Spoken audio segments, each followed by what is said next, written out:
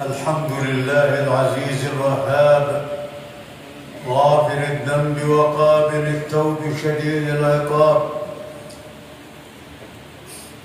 قائم على كل نفس بما كسبت يجازي كلا بما عمل إن خيرا فخير وإن شرا فشر يضاعف الحسنات ويعفو عن السيئات ولا يظلم ربك أحدا.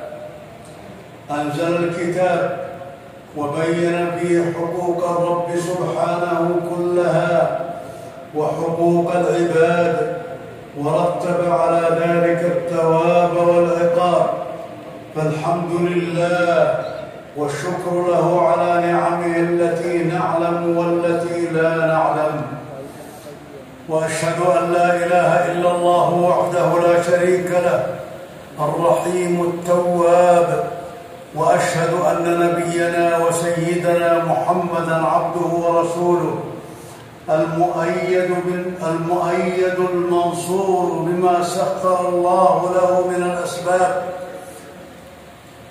وفضله بالحكمة وفصل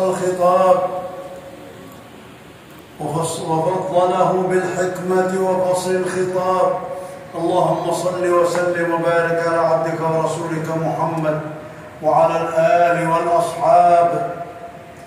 أما بعد، فاتقوا الله تعالى بمعرفة حقوقه والقيام بها، وزكوا أنفسكم بالأوامر امتثالا،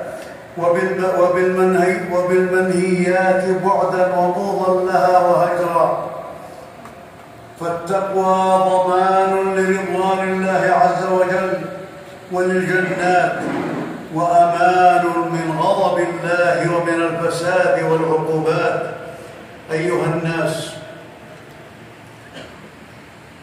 الناس هلموا إلى النجاة، أقبلوا إلى الفلاح، اسلكوا الصراط المستقيم الذي ينتظم مصالح الحياة الدنيا ويرفع سالكه في الآخرة جنات النعيم.